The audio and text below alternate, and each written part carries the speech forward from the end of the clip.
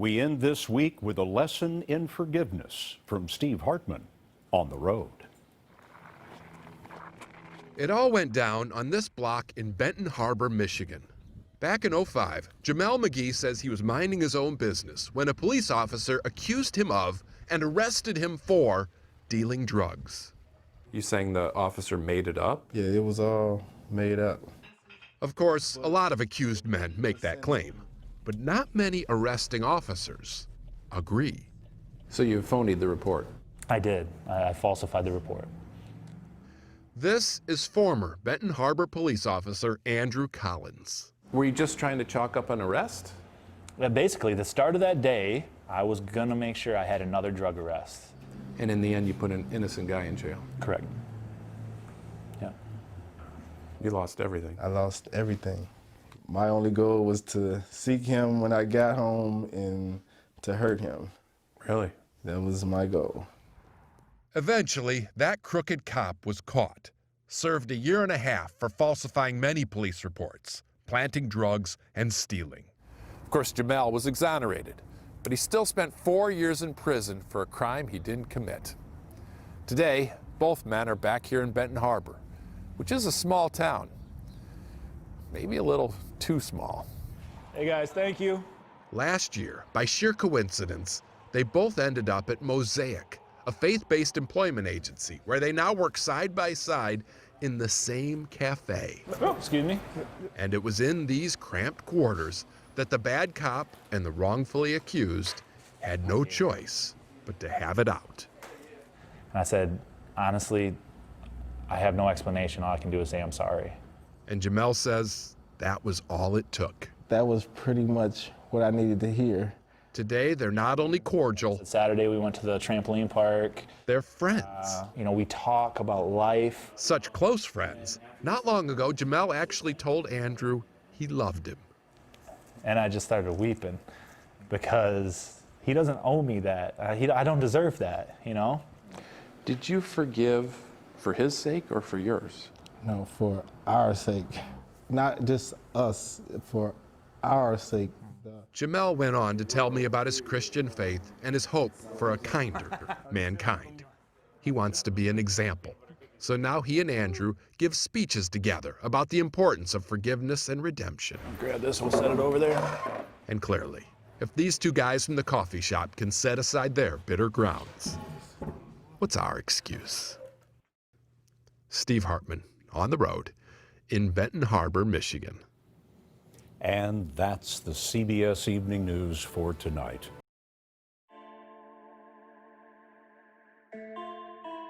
Psalms 83, verse 1. Keep not thou silence, O God. Hold not thy peace, and be not still, O God. For lo, thine enemies make a tumult, and they that hate thee have lifted up the head. They have taken crafty counsel against thy people, and consulted against thy hidden ones. They have said, Come, and let us cut them off from being a nation, that the name of Israel may be no more in remembrance. For they have consulted together with one consent. They are confederate against thee.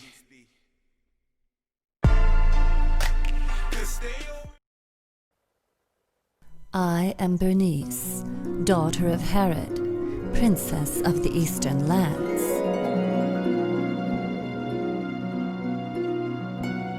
My family are loyal servants of the Roman Empire, collecting taxes for the Caesar. But the reign of one of Rome's most decadent Caesars, the madman Nero, inspired a great disloyalty within me.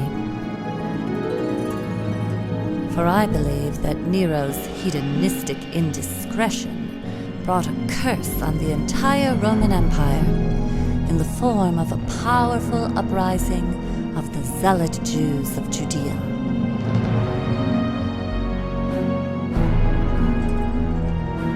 Now, I am proud that my grandmother was a Jewess from the family Maccabees, the lineage from which the Jews' Messiah, or Savior, was prophesied to come. But these revolting zealot Jews believed in a violent, militant Savior who would come to defeat the Romans. And their latest in a string of messiahs, Eleazar, was wreaking chaos throughout the empire. Eleazar and his followers defaced my family's palaces. They raided my grandfather's tomb.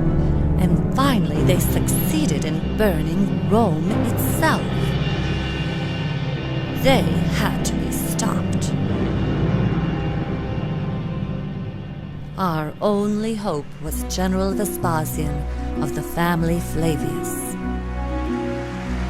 Being Rome's leading general for years, he had already crushed a religious uprising in Gaul and Brittany, completely annihilating the Druids there.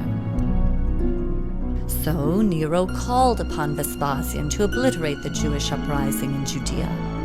But Vespasian had ambitions of his own to take the throne from the detestable Nero. And I, at the risk of Nero's vengeance, pledged my family's support to Vespasian and to his family Flavius, who, if successful, would take their place among the gods. Oh, for that I have been called harlot, mistress, and concubine by jealous, ignorant plebeians, and I admit to having flirted with the attentions of Vespasian, whose strength and military power I recognized and respected. But it was the talents of his son, Titus Flavius, that not only captured my heart and my loyalty, but inspired within me the ambition to become wife of a Caesar.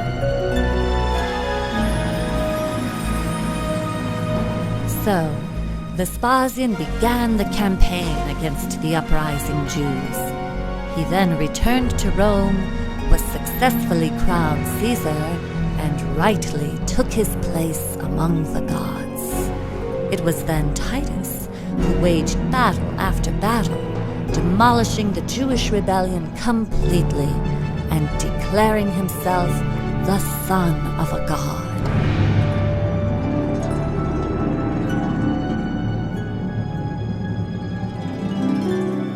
When the Jews refused to worship him, Titus razed the Temple of Jerusalem.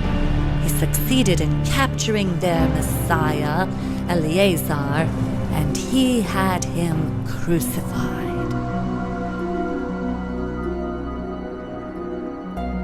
Thereafter, I began living in the Roman palace, working closely with both Vespasian and Titus, and the greatest intellectuals and scientists of all of Rome, some of which were Jews. We sought to come up with a plan that would once and for all keep the Jews of Judea pacified, ensuring that they remain obedient Roman citizens.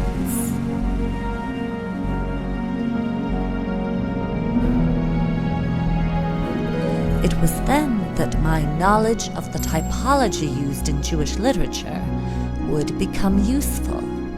Together with the great scholar Pliny the Elder, we conspired to create the story of a pacifistic Jewish Messiah who had already come, and who taught the Jews to turn the other cheek and give to Caesar what is Caesar's.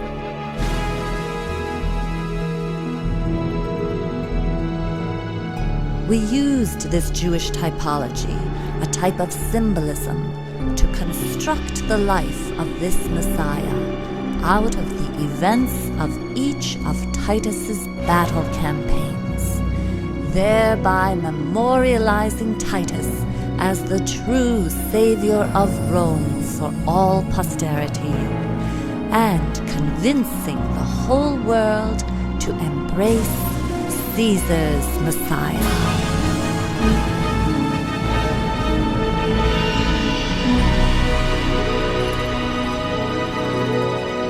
Case. You go to Google and you type in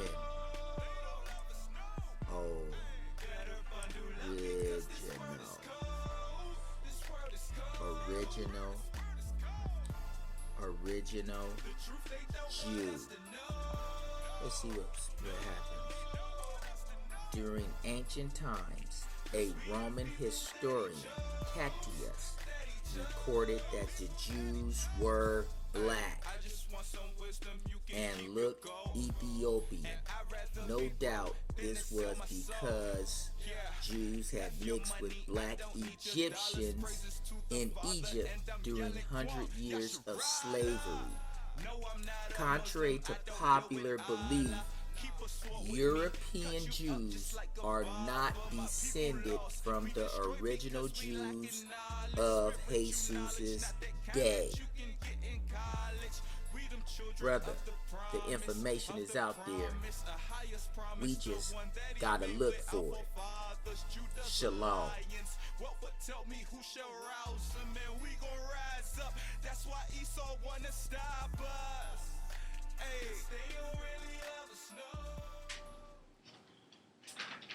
I love my people, and I just want for as many of my people to be as woken up as soon as possible All right, so here we go.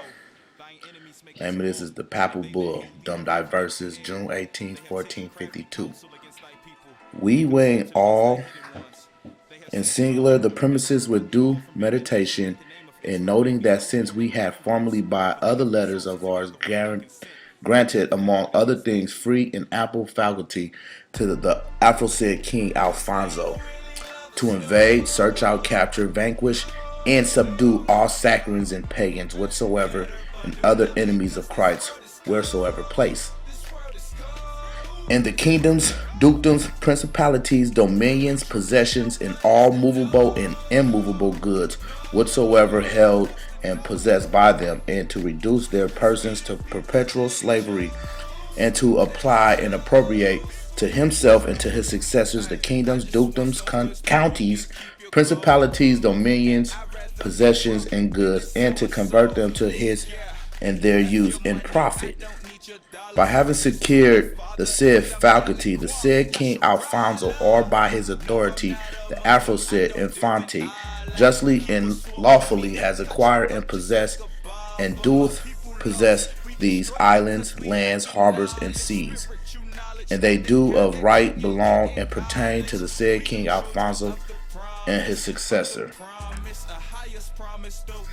So basically, what that is anybody that don't convert to Christianity, you can kill them, you can take their lands, you can forever use them as servants however you seem fit.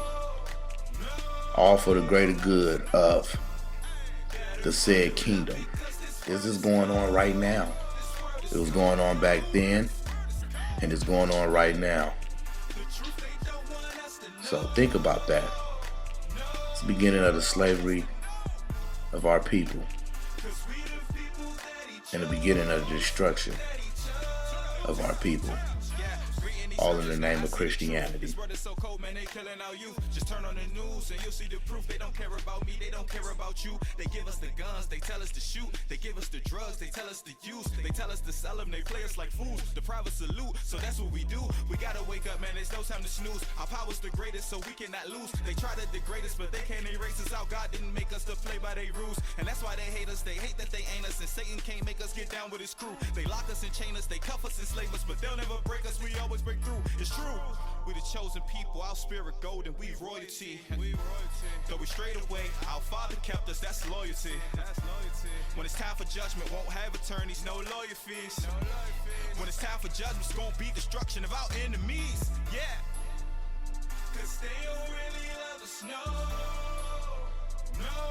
They don't love us, no. Better bundle up because this world is cold. This world is cold. The truth they don't want us to know. No. Why? Cause we the people that he chose. That he chose. That he chose. Hey.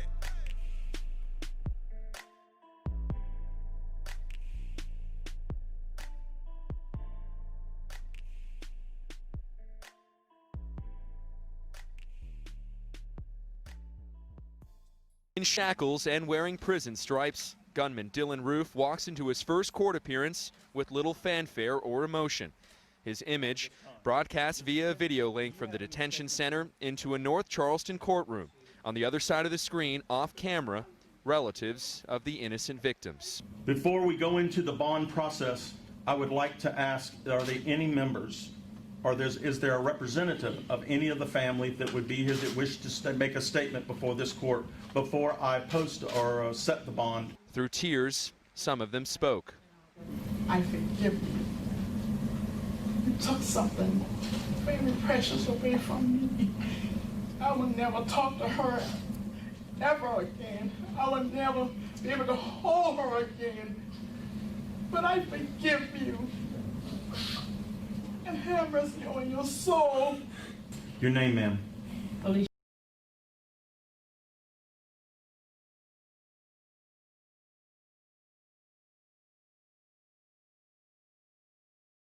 Sanders. One of them, Felicia Sanders, a survivor of the slaughter who lost her son in the attack, seems to speak for them all. We welcome you Wednesday night in our Bible study with open arms. You have killed some of the most beautifulest people that I know. Every fiber in my body hurts.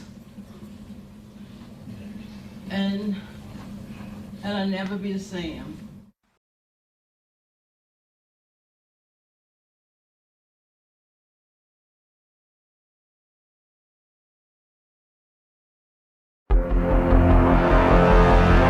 Exploring the New Testament, I uncovered a distortion of truth when it came to the word doulos. Doulos means slave. When I began to unfold the 150 times that word is used, I realized that my understanding of the New Testament had exploded in a whole new way. The book Slave is about the hidden word that unlocks the believer's identity.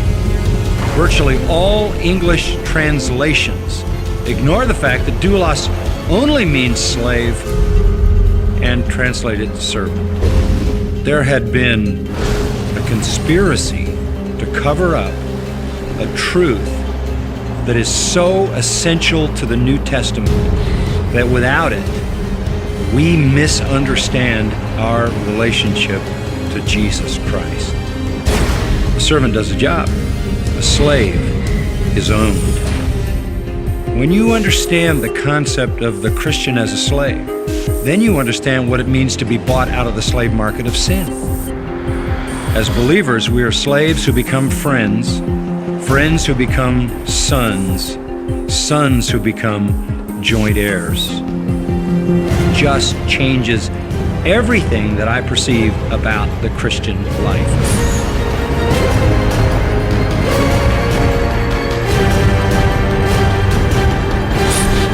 Jesus is Lord, and I am his slave.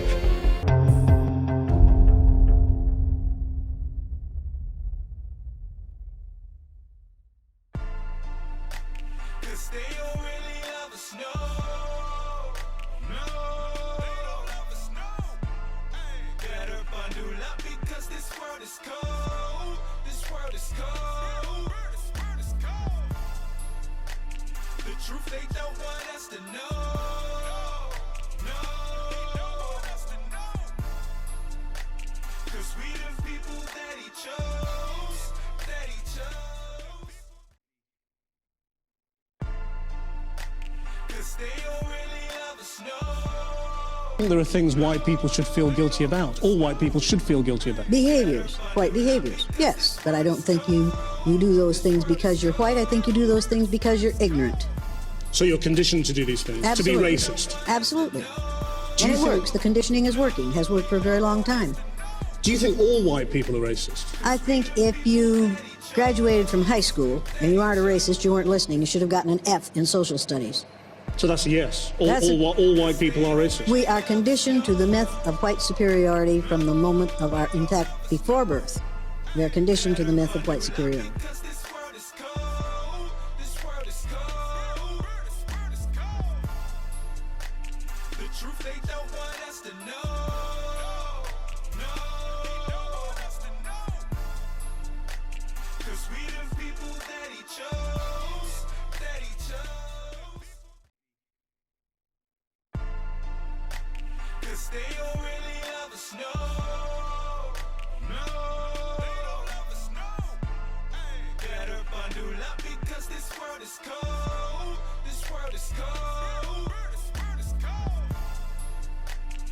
truth they don't want us to know.